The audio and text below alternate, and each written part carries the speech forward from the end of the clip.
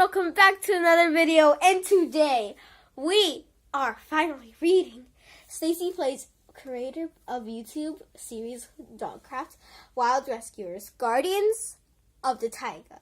You guys may know Stacyplays. She is the creator of Dogcraft. You should go check out the series.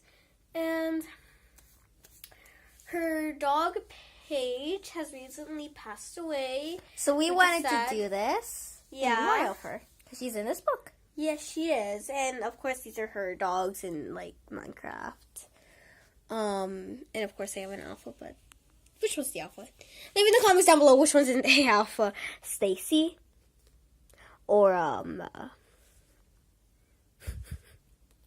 Everest. Okay, anyways, let's get started with the book already. Yes. We read this book. By the way, really good. Yeah. So this is the first book. The second book is Escape the Mesa, I think. Yeah, it is. It already came out already. We haven't gotten it yet. Yeah, it already came out. And then but if you read the back,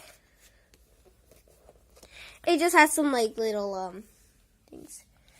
That first rescue had awakened something inside of Stacy.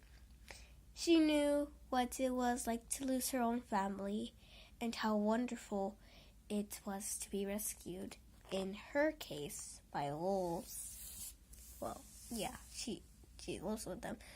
From then on, Stacy and the pack roamed the forest during the day, looking for ways to aid their fellow taiga residents, reuniting families, saving animals from death, nursing the injured back to health.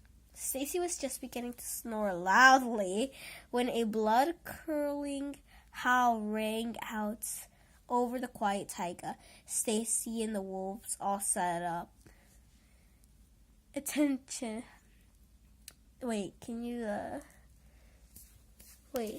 Stood up at attention, every one of them wondering and hoping they dreamed it. But Stacy knew what she heard. It instantly filled her with dread. What do you think? What do you think, you guys? What do you think it is? okay, anyways, let's start. By the way, sorry we haven't been recording videos often. Yeah, we were busy with school and my homework. I have so much homework, guys. And also tests. Help me. Tests. Yes, one for free. And also FSA. FSA. No, it's one second Thursday. I'm scared, guys. You would like for us. Please. And also give us some tips in the comments down below, please, because we really need some tips. Anyways, the homework I get, like my sister, like seriously, she gets no homework. Anyways, and meanwhile, I'm getting like, if you don't remember, I'm getting like ELA homework, literally reading and math. Like, by the way, if you don't know why we read, it's for like to help little children who can't really afford books and can't read. So that's why we do this. Just a quick reminder. Yeah. But anyways, I just want to say thank you to those people, that left tips in the comments down below in our other videos. I really want to thank that. So now we know to go there and do that stuff. And so yeah, let's start with this book. Yes, and also we're going to be doing a final whole book read about this, which will obviously take a long time, but other than that, we're starting Wild Rescuers, Guardians of the Taiga. And I like this picture a lot. For my mom. Zoom in on that, please.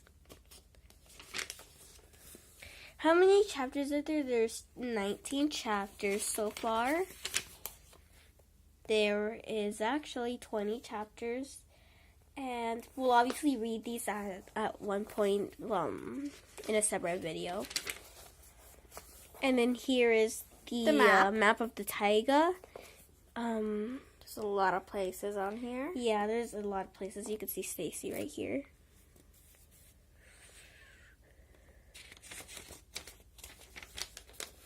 And here are the different characters in the book. Stacy, Everest, their alpha leader, Wink, which is probably the smallest in the pack, Basil, and there's No, and Tucker, Addison is the beta, which means she's second in command. Everest is first in command.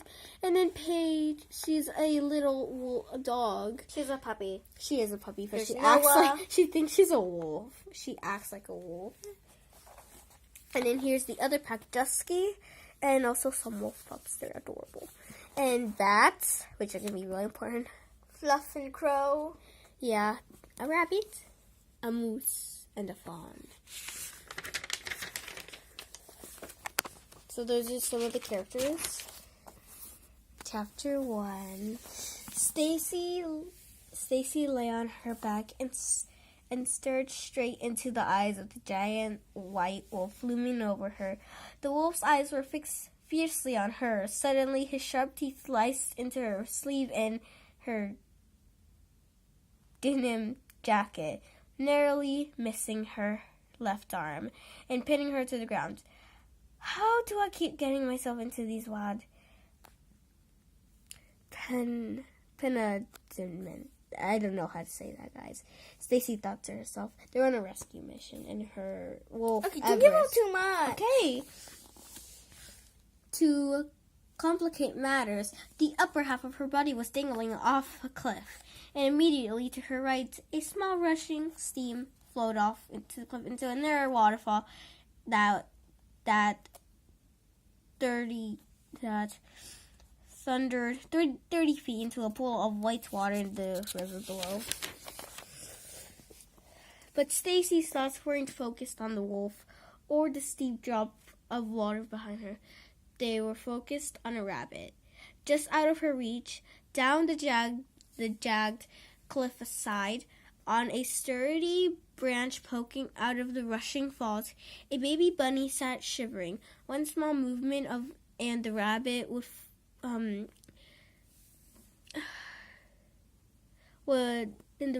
fall from its prestigious perch to its death in the water below.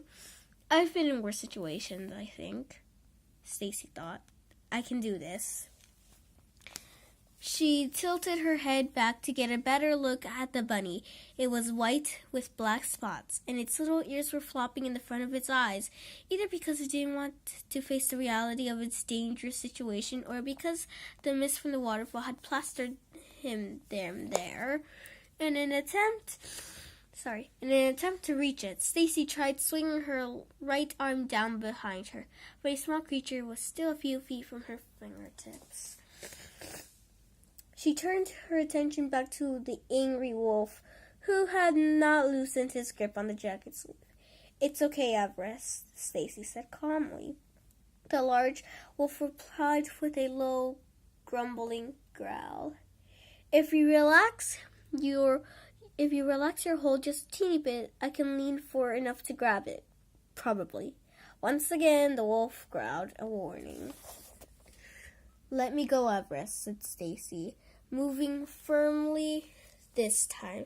Everest didn't often respond to commands, even though Stacy knew he understood them, but he had to try anyways. "Anyway, I could do it," she insisted. The wolf shook his head, his eyes with a pleading look. If he could talk, Stacy knew what he would say to her. "It's my job to keep you safe." "And it's my job to rescue this bunny," Stacy thought, "and that's exactly what I'm going to do." The mental exchange between him lasted only a few seconds, but it gave Stacy the time she needed to think over the rescue in her mind. Everything would depend on perfect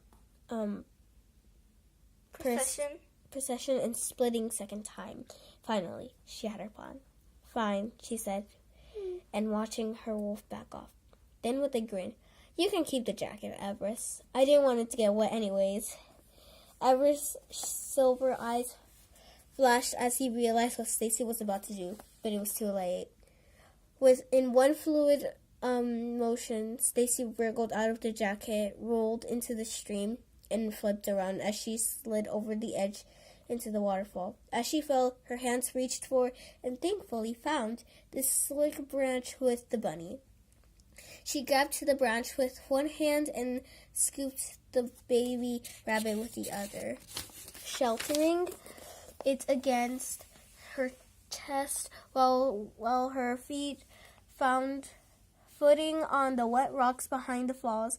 Water pounded on her back, spraying in all directions. While she struggled to maintain her position, she looked around, frantically searching for a way onto the mountains, but she quickly realized that there was no way out but go down. Stacy tugged the bunny underneath her well-worn blue and white striped shirt. Her cast-off was from some careless camper who left it behind in the woods where Stacy lived. "No!" she shouted. "Are you ready?" It's Noah. No. Isn't it a boy?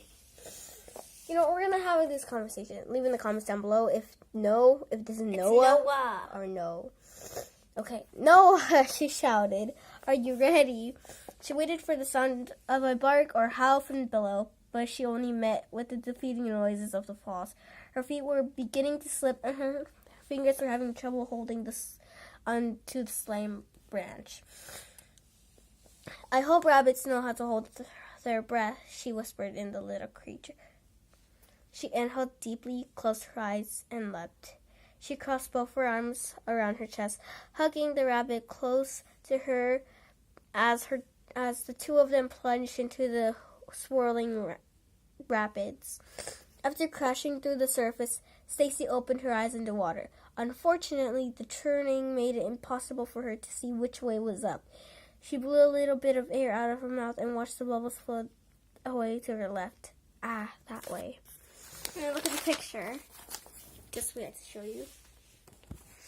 Here's Everest, here's Stacy, here's the branch, and I don't know who this is. That's Noah. Oh, that's Noah? Yeah, sure. Then why didn't she bark or anything?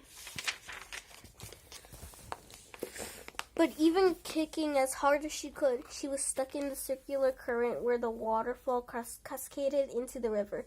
If only she'd be able to jump several feet out from the waterfall, then straight down. "Relax," she told herself. "Noah's coming. Don't panic. If you do, you'll drown." With her last bit of air, Stacy pressed her lips to the bunny's teeny mouth and blew into its lungs, trying to keep it alive. And then she did what she told herself to do. She relaxed, sinking further to the pool down below the rapids.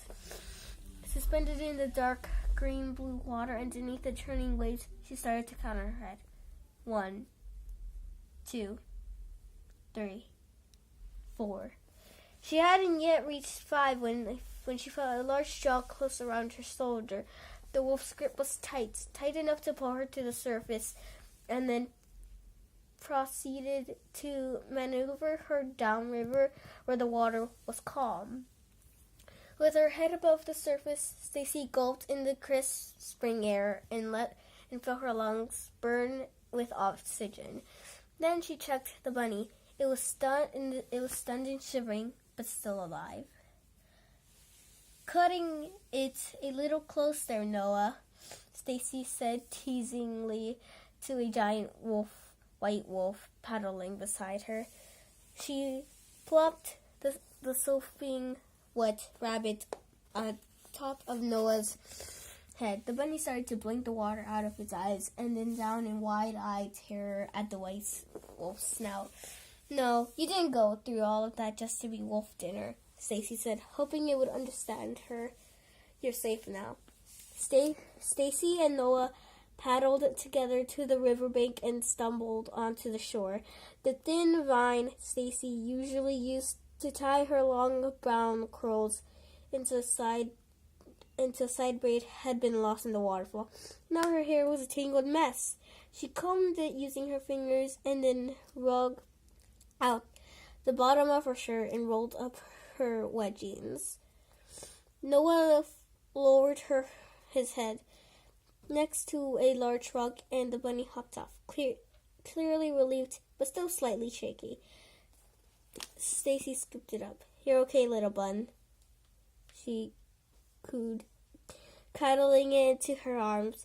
She turned the bunny over to inspect it and make sure it was unharmed. "And you've got quite a story to tell your friends." The bunny stared blankly at her. "Now repeat after me. I will not jump down waterfalls." Noah shook his entire body, spraying water droplets in all directions. They looked like teeny diamonds in the sunlight. Stacy laughed and ran her fingers through his damp coat. Then she tousled in the messy trough of fur between his ears and stared into his intense blue eyes. That took a while.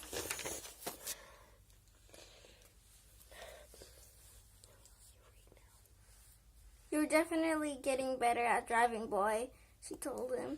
We were pretty deep down there. You just got us in time. Noel puffled up his chest with pride. Puffed his chest with pride. A short bark, one Stacy knew well, and rang off the trees behind them. That'll be Everest, Stacy explained to the bunny, who's very mad at me. The white wolf with flecks of silver and gray coat in the midair and... Wait. The white wolf with flecks of silver and gray in his coat and as formidable as the Himalayan peak he was named after. Wait, what? had descended the mountain, and he wasn't alone. There were at least a dozen rabbits hopping all around him, moving so fast Stacy didn't even try to count them individually. Everest had Stacy's jacket clenched between his teeth. He was trying to look stern, but that was impossible to pull off with a bunch of adorable rabbits darting between his legs. Stacy burst out laughing. She gave the rescued bunny one last gentle scratch behind its ear and placed it down on the forest floor. Okay then, get out of here, she said. The bunny hopped over and caught up with the others, nuzzling noses with a large white rabbit, likely to be its mom or its dad. And then it all scampered into the birch trees, putting as much distance between themselves as the wolves as they could. You're welcome, Stacy yelled after them. Stay away from cliffs. Oh, well, yeah, cliffs are dangerous. She turned back to Noah and Everest, ignoring Everest's harsh stare. Well, that's it, she said, taking her jacket from the wolf's mouth. She threw it around her shoulders, only now realizing how cold the water had been. She pulled her wet hair into a loose ponytail, leaving one strand of it to the side to wrap around and hold the rest in place. For all the time she spent in the forest, Stacy's skin had just enough of a hint of olive to prevent her from getting burnt. Also, although the sun had drawn out a few freckles under her green eyes, across her nose and cheeks. That bunny was so cute, she said to Everest and Noah, who were both taking a drink from the river. To be honest, I would have liked to bring it home as a pet. Everest lifted her head and shot her a disapproving look. I know, Stacy said with a smile. And you would have liked to have rabbit stew for dinner. You know we can't eat our rescuers, though. Ever. Everest shook her head, and Stacy could tell he was still a little disgruntled. Not about the rabbit stew, or the lack of rabbit stew, but about Stacy's daring move back. On the cliff, she looked into his ice-gray eyes. I know you think I took too big a risk, she said, kneeling down beside Everest. She took several canteens out of the old leather satchel she carried with her, the original reason for the excursion to the river, and began to filling them. You know, I couldn't leave that rabbit there once we'd spotted it, and I knew Noah had my back. I wouldn't have jumped otherwise. Stacy could sense that Everest thought she went too far with some of her animal rescues, but she only did what she felt she had to do. How do I make you understand that this is what I'm here for? I have to rescue these animals, just like you and the other wolves rescued me. There was a point that they would never entirely agree on, but they cared about each other and wanted to keep each other safe. That's what really mattered. Come on, let's go home, Stacy said. We've got a pretty decent-sized walk ahead of us. Everest led the way through the cool birch tree with Stacy in the middle and Noah bringing up the rear, still shaking the water out of his ears. Stacy took a deep breath through her nose, this sharp spring air filling her lungs. The forest is coming alive again, she thought, getting ready for the burst of a new life. And achoo! Unfortunately, the start of my allergies.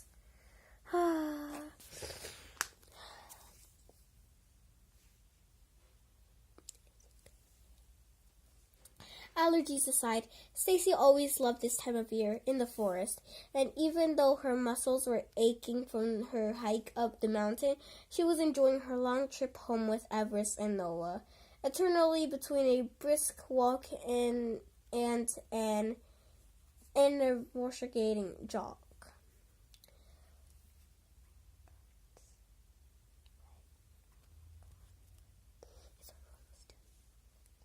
The bright green new leaves of the birch tree were just starting to give way to the jade green needles of the pine and spruce trees of the taiga forest when Stacy stopped short. Something was lurking in the dark shadows of dense trees. A pair of yellow eyes glowed back up at her. And that's where we're going to stop for now. Yeah, this is where we're going to stop at chapter 2, page 12. And I hope you enjoyed that chapter.